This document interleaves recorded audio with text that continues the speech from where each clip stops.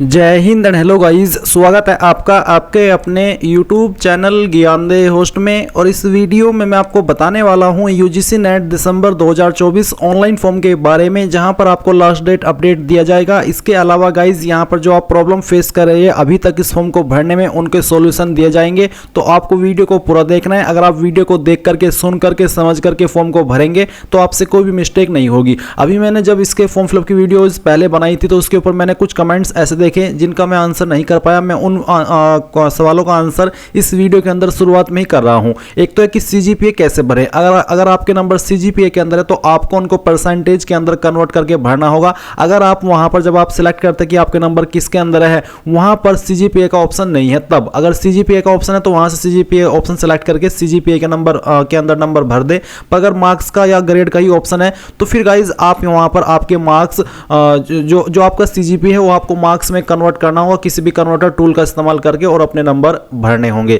इसके अलावा गाइज यहां पर जो आपके सामने सीजन एक्सपायर्ड का एक एरर आता है, वो ये है कि जब आप ज्यादा टाइम वेबसाइट के ऊपर लगा देते हैं और आप फॉर्म को कंप्लीट नहीं कर पाते तो ऐसे में फिर यहां पर ये वाला एरर आ जाता है। तो अगर वो एरर आने लगे तो आपको क्या करना है, आपको नए ब्राउजर का इस्तेमाल करके दोबारा से लॉगिन करके अपने फॉर्म को भरना होगा। और ज्यादा समय आपको वेबसाइट पर रह करके नहीं लेना है। अगर आप ज्यादा समय लेते तो ऐसे में वेबसाइट को लगता है कि वेबसाइट डीएक्टिवेट हो गया, यूजर डीएक्टिवेट हो गया है, तो वो इसलिए वो सेशन एक्सपायर्ड का जो एरर है वो दे देती है। आई होप ये चीज आपको क्लियर हो गई होगी। बाकी जो आपके प्रॉब्लम्स है वो आपको उसी स्टेप पर दिए जाएंगे जिस स्टेप पर उसको आप फेस कर रहे हैं। तो वीडियो को आपको देखते रहना है। तो मैंने वीडियो के डिस्क्रिप्शन में आपको हमारी वेबसाइट का लिंक दिया है। लिंक ओपन करेंगे तो जानने को मिलेगा कि लास्ट डेट आपकी 10 दिसंबर 2024 है, यानी कि आपके पास ऑलमोस्ट यहां पर 6 दिन बाकी है अभी इस फॉर्म को भरने के। तो फटाफट से फॉर्म को भर लेना है और जो प्रॉब्लम्स आ रही है उनका आपको सॉल्यूशन इस वीडियो के अंदर मिल ही जाएगा।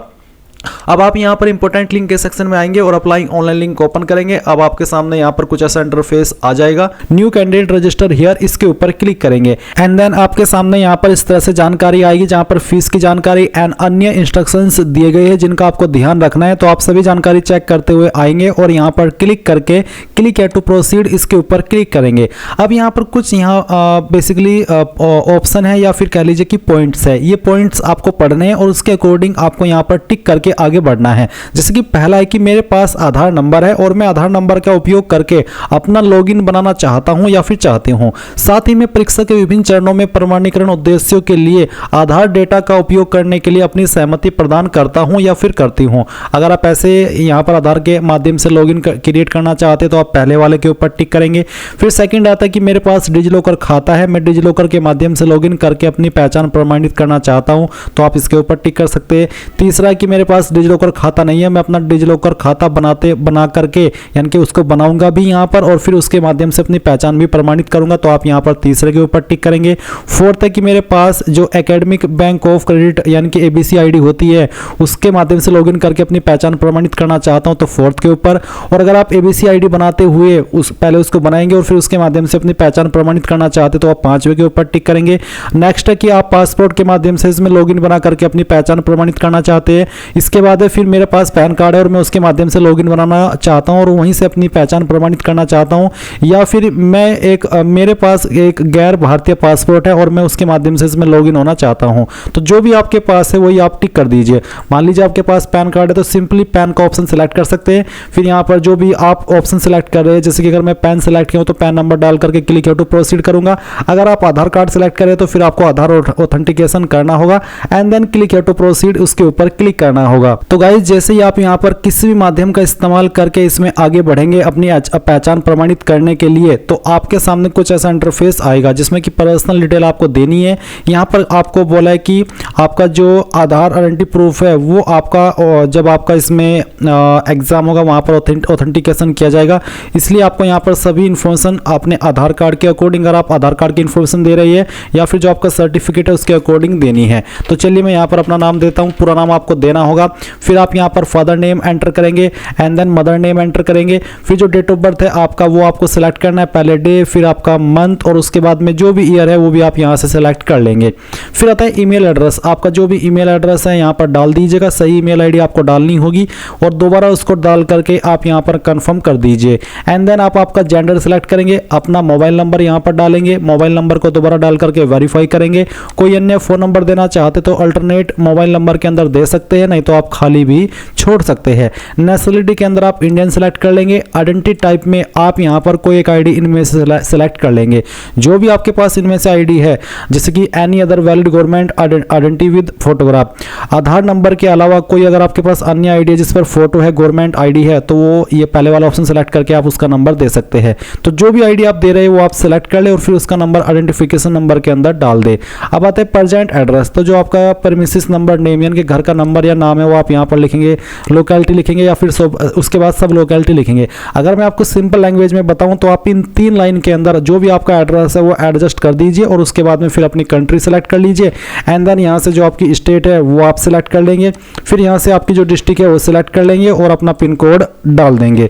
यानी कि इन ऊपर 3 लाइन के अंदर जो भी आपका एड्रेस है, चाहे उसमें आपका घर का नंबर आता हो, विलेज का नाम आता हो, सिटी का नाम आता हो, टाउन का नाम आता हो, मोहल्ले का नाम आता हो, वो आप इन 3 लाइन के अंदर एडजस्ट कर दीजिएगा। इसके बाद गाइज यहाँ पर परमानेंट एड्रेस है और साथ ही सेम एज प्रेजेंट एड्रेस, यानी कि अगर आपका परमानेंट और प्रेजेंट एड्रेस एक ही है तो आप इसके ऊपर टिक कर देंगे, अगर अलग है तो अनटिक करके अलग से भर देंगे। फिर आएगा पासवर्ड। तो आपको यहाँ पर एक पासवर्ड क्रिएट करना है। आपका पासवर्ड कैसा हो उसका एक एग्जांपल आप देख लीजिए। पासवर्ड के अंदर इंग्लिश का कैपिटल लेटर, स्मॉल लेटर, एक स्पेशल कैरेक्टर, चाहे आप उसमें @ या फिर डॉलर किसी का भी इस्तेमाल कर सकते हैं। एंड फिर आपको यहाँ पर नंबर का इस्तेमाल करना है। कुछ इस तरह का पासवर्ड आप यहाँ पर बना लेंगे जैसे कि मैंने आपको दिखाया है और उसको दोबारा डाल करके फिर आप यहाँ पर वेरीफाई कर देंगे। एंड देन फिर एक सिक्योरिटी क्वेश्चन सेलेक्ट कर लेंगे। इस सिक्योरिटी क्वेश्चन का आंसर आपको आपकी चॉइस के अकॉर्डिंग देना है। ये आपको तब काम आता है जब आप आपका पासवर्ड भूल जाते हैं और उसको आप रिकवर करते हैं। अब आप ये सिक्योरिटी पिन डालेंगे, सभी जानकारी चेक करने के बाद सबमिट पर क्लिक करेंगे। अब गाइज आपने जो भी जानकारी भरी है शुरू से लेकर अभी तक उसका प्रीव्यू आपके सामने है। ऊपर की तरफ सभी जानकारी एक एक करके स्पेलिंग वाइज चेक कर लेनी है और फिर यहाँ पर इनके ऊपर टिक करके आपको बताना है कि हाँ मैंने इन जानकारी को चेक कर लिया है और मेरे अकॉर्डिंग सभी जानकारी सही है। इसके ऊपर टिक करने का मतलब यही होता है। फिर आप आई एग्री करेंगे एंड देन यहाँ पर सबमिट एंड सेंड ओटीपी इसके ऊपर क्लिक करके यस कर देंगे। इसके बाद में गाइज आपकी ईमेल के ऊपर एक ओटीपी सेंड किया गया होगा, वो ओटीपी आप यहाँ पर डालिएगा। आपको ईमेल चेक करनी है और जो ओटीपी मिला है 4 डिजिट का वो यहाँ पर डाल दीजिए। ये सिक्योरिटी पिन डालिए और फिर वेरीफाई कर दीजिए। वेरीफाई करने के बाद आपका ओटीपी वेरिफिकेशन हो जाएगा। अब आपको एक और ईमेल सेंड किया जाएगा जिसमें कि आपको आपका एप्लीकेशन नंबर दिया है, उस एप्लीकेशन नंबर को आप यहाँ पर डालेंगे। जो पासवर्ड अभी आपने बनाया वो पासवर्ड यहाँ पर डालिएगा, सिक्योरिटी पिन फिल कीजिएगा और लॉगिन कर लीजिएगा। लॉगिन करने के बाद में गाइज फॉर्म कंप्लीट करने से पहले आपको मोबाइल वेरीफाई करना है, तो आप मोबाइल वेरीफाई के ऊपर क्लिक कीजिए और यहाँ पर जो आपके सामने सिक्योरिटी कोड आएगा वो आपको भरना है। एंड ये भरने के बाद में आप यहाँ पर सेंड ओटीपी इसके ऊपर क्लिक करेंगे एंड देन आपके इस नंबर के ऊपर एक ओटीपी सेंड किया जाएगा। वो ओटीपी आप यहाँ पर डालिए, कैप्चा कोड फिल कीजिए और वेरीफाई ओटीपी कर दीजिए। अब आपका मोबाइल नंबर भी वेरीफाई हो चुका है। आप यहाँ से ओके कीजिए। ओके करने के बाद कंप्लीट एप्लीकेशन फॉर्म पर क्लिक कीजिए। यहाँ पर आपकी कुछ जानकारी भरी हुई है और कुछ जानकारी आप यहाँ पर आगे चल करके भरेंगे। तो आपका जो एड्रेस है वो आपको यहाँ पर देखने को भी मिल रहा है और अगर आप इसमें कोई चेंजेस करना चाहते हैं, कोई जानकारी और ऐड करना चाहते हैं तो वो भी आप कर सकते हैं। अगर आपको लग रहा है कि सभी जानकारी सही है तो आप नीचे की तरफ आइए, ये कैप्चा कोड फिल कीजिए, आई एग्री कीजिए and then save and next कर दीजिए। उसके बाद में यहाँ पर गाइज अब आपको पर्सनल डिटेल कुछ देखने को मिल रही है और कुछ जानकारी अभी आपको यहाँ पर देनी भी है। जैसे कि यहाँ पर एक ऑप्शन है कैटेगरी का, तो जनरल है तो जनरल, ओबीसी ईडब्ल्यूएस है ओबीसी ईडब्ल्यूएस, ओबीसी एनसीएल है तो OBC NCL. OBC NCL select करने पर आपके सामने एक और ऑप्शन आएगा जो कि है कि are you willing to apply for NFOBC. अगर हाँ तो यस, नहीं तो आप नो करेंगे। अब ये एनएफओबीसी क्या होता है वो आप यहाँ पर नोटिफिकेशन या बुलेटिन चेक करेंगे तो इसके डिटेल में जानकारी आपको मिल जाएगी। आप एनएफओबीसी वाला ऑप्शन जा करके थोड़ा डिटेल में पढ़ लीजिएगा। तो ये आपको आपकी चॉइस के अकॉर्डिंग आंसर करना है। अगर आप यहाँ पर एससी एसटी है तो भी आपके सामने यहाँ पर एक ऑप्शन आएगा कि are you willing to apply for NFSC, तो यहाँ पर इसका भी आंसर आपको यस नो में करना है। चलिए मैं आपको यहाँ पर खुद से ही नोटिफिकेशन पर लेकर के आया हूँ जहाँ पर मैं आपको बताता हूँ कि एनएफएससी, एनएफओबीसी और एनएफपीडब्ल्यूडी का क्या मतलब है। तो इसका मतलब है कि national fellowship for scheduled caste student, national fellowship for other backward classes. तो बेसिकली है कि अगर आप नेशनल फेलोशिप के लिए अप्लाई करना चाहते हैं यानी कि एससी स्टूडेंट के लिए जो कि ये ऑप्शन है एनएफएससी, तो आप उसमें यस करेंगे। और अगर आप national fellowship for other backward classes के लिए अप्लाई करना चाहते हैं एनएफओबीसी, तो फिर आप उसमें यस कर सकते हैं। तो मैंने इसकी जानकारी आपको यहाँ पर बता दी कि किसका क्या मतलब है। तो अगर आप उसके लिए भी प्रेफरेंस दे रहे हैं, अप्लाई करना चाहते तो आप यस करेंगे। फिर यहाँ पर आपने जो आईडी सेलेक्ट की थी वो आपको देखने को मिलेगी। आप इसको एडिट भी कर सकते हैं और यहाँ पर इसमें चेंजेस भी कर सकते हैं। इसके बाद गाइज यहाँ पर आता है स्टेट डोमिसाइल, तो आप कौन सी स्टेट के निवासी है वो स्टेट आपको सेलेक्ट कर लेनी है। एंड देन फिर यहाँ पर पूछा कि क्या आप विकलांग है इस एक्ट के अकॉर्डिंग, अगर हाँ तो आप बताइए बताइए कि आपकी विकलांगता 40% या उससे ज़्यादा या फिर उससे कम या फिर नहीं। तो जो भी स्टेटस है वो आप सिलेक्ट कर लेंगे। क्या आप डायबिटिक है, अगर हाँ तो यस, नहीं तो आप नो करेंगे। फिर आपकी एनुअल पेरेंट की एनुअल इनकम कितनी है वो आप यहाँ पर आपकी जो भी रेंज है वो आप सिलेक्ट कर लीजिएगा। उसके बाद में गाइज यहाँ पर आपको जो कैप्चा कोड है वो एंटर करना है। ये कैप्चा कोड एंटर करने के बाद में आप यहाँ पर नीचे की तरफ आएंगे, आई एग्री करेंगे and then save and next कर देंगे। इसके बाद यहाँ पर आपके सामने क्वालिफिकेशन डिटेल आएगी। तो I want to apply UGC NET December 2024 on the basis of 4 year under graduate program या फिर मास्टर डिग्री। तो किस प्रोग्राम या फिर क्वालिफिकेशन के माध्यम से आप इसमें अप्लाई कर रहे हैं वो आप सिलेक्ट करेंगे। मान लीजिए आप 4 year under graduate program select करते तो आपके सामने ये वाला ऑप्शन आएगा जहाँ पर आपको बताना कि ये क्वालिफिकेशन आपने पास कर लिया, फिर अभी आप कर रहे हैं या फिर रिजल्ट का वेट कर रहे हैं। तो जो भी है उस स्टेटस वो सिलेक्ट कीजिए, फिर बताइए कि किस साल के अंदर आपने पास की है एंड उसके बाद में यहाँ पर बताएंगे कि 4 ईयर अंडर ग्रेजुएट प्रोग्राम कौन सी आपकी क्वालिफिकेशन है वो आपको यहाँ पर एंटर करनी है। जो भी है वो आप यहाँ पर लिख दीजिए। मैं आपको डेमो के लिए लिख करके दिखाया हूँ। आप आपके 4 ईयर का अंडर ग्रेजुएट प्रोग्राम यहाँ पर लिखेंगे। उसके बाद में क्वालिफाइंग एग्जाम फ्रॉम इंडिया या फिर आउटसाइड इंडिया, कहाँ से आपने ये क्वालिफिकेशन पास की है वो आप बताएंगे। फिर कौन सी स्टेट से किया वो स्टेट आप यहाँ पर सेलेक्ट कर लेंगे। यूनिवर्सिटी नेम आपको सेलेक्ट कर लेना है। अगर यूनिवर्सिटी नेम लिस्ट के अंदर नहीं है तो अदर का ऑप्शन सेलेक्ट करके खुद से यूनिवर्सिटी का नाम आप यहाँ पर दे सकते हैं। रिजल्ट मोड क्या है, परसेंटेज या सीजीपीए वो आप बताएंगे। अगर परसेंटेज तो फिर आपको बताना कि टोटल मार्क्स कितने हैं। ये नंबर भी मैं आपको एग्जांपल के लिए फिल करके दिखा रहा हूं। आप आपके रियल टोटल नंबर डालेंगे सभी ईयर के मिला करके और जो नंबर आपको आए थे वो आप यहां पर एंटर कर देंगे इस तरह से एंड उसके बाद में कैप्चा कोड डालेंगे, आई एग्री करेंगे और सेव एंड नेक्स्ट कर देंगे। अब आपके सामने एडिशनल डिटेल का सेक्शन है जहां पर पीएचडी डिटेल में पूछा कि वेदर एडमिटेड इन पीएचडी, क्या आप एडमिशन लिए हो पीएचडी के अंदर, अगर हाँ तो यस, नहीं तो आप नो करेंगे। फिर whether master level examination had been completed by 19 September 1991 irrespective of date of declaration of result, यानी कि डेट ऑफ डिक्लेरेशन और रिजल्ट से फर्क नहीं पड़ता। आपको बताना कि आपने कंप्लीट कर ली थी 19 सितंबर 1991 से पहले मास्टर डिग्री। अगर हाँ, बेसिकली इसका आंसर यहाँ पर ऑलरेडी, क्योंकि मैं मास्टर डिग्री के माध्यम से अप्लाई नहीं कर रहा हूँ तो यहाँ पर नो है। पर अगर आप मास्टर डिग्री के माध्यम से अप्लाई कर रहे हैं तो फिर आपके सामने ये ऑप्शन एक्टिव रहेगा। इसके बाद रिसर्च एक्स सर्विसमैन डिटेल, अगर कोई है स्पेशलाइजेशन तो आप बता देंगे। क्या आप एक्स सर्विसमैन है, अगर हाँ तो यस, नहीं तो आप नो करेंगे। उसके बाद में कैप्चा कोड आप यहाँ पर डालेंगे और ये डालने के बाद में आप नीचे की तरफ आएंगे, आई एग्री करेंगे and then save and next करके यहाँ से आगे बढ़ जाएंगे। अब आता है एग्जाम सेंटर डिटेल। तो अप्लाई फॉर, पहले आपको बता रहा हूँ, असिस्टेंट प्रोफेसर, जेआरएफ या फिर पीएचडी ओनली। तो जिसके लिए अप्लाई कर रहे हैं वही आप टिक कर दीजिए। यहाँ पर गाइज मैं असिस्टेंट प्रोफेसर सेलेक्ट नहीं कर पा रहा हूँ क्योंकि इसमें मे भी मास्टर डिग्री की क्वालिफिकेशन मांगी हो, इसलिए यहाँ पर मैं इसके ऊपर टिक नहीं कर सकता हूँ क्योंकि यहाँ पर लिखा रहा है you are not eligible for this category, please check information bulletin. तो यही है कि शायद क्वालिफिकेशन के अकॉर्डिंग इस पर मैं एलिजिबल नहीं हूँ।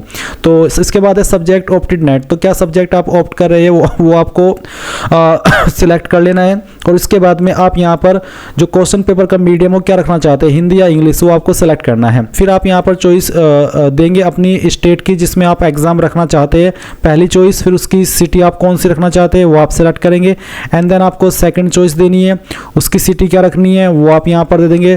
थर्ड चॉइस आपको देनी है, उसके बाद में सिटी, और फिर फोर्थ चॉइस भी आप यहाँ पर इस तरह से आपके चॉइस के अकॉर्डिंग दे देंगे and then father guardian education कितनी है वो आप यहाँ पर बता देंगे। फिर उनका ऑक्यूपेशन यानी कि वो क्या करते हैं वो आप यहाँ पर बता देंगे। अगर इनमें है प्रोफेशन तो सिलेक्ट कर ले, नहीं तो आप अदर्स या फिर नॉट एप्लीकेबल भी सिलेक्ट कर सकते हैं। उसके बाद में आपको मदर का जो क्वालिफिकेशन है वो बताना है और उनका जो ऑक्यूपेशन है वो भी आपको यहाँ पर बता देना है। फिर आप ये जो कैप्चा कोड आपके सामने आ रहा है वो कैप्चा कोड यहाँ पर डालेंगे एंड ये डालने के बाद में आप यहाँ पर आई एग्री करेंगे और सेव एंड नेक्स्ट कर देंगे। अब आपको डॉक्यूमेंट अपलोड के सेक्शन के अंदर फोटो और सिग्नेचर अपलोड करना है और इसमें जो साइज रखे हो 10 से 200 KB के बीच में फोटो का और सिग्नेचर का 4 से 30 KB। फॉर्मेट JPEG या फिर JPG का चल जाएगा।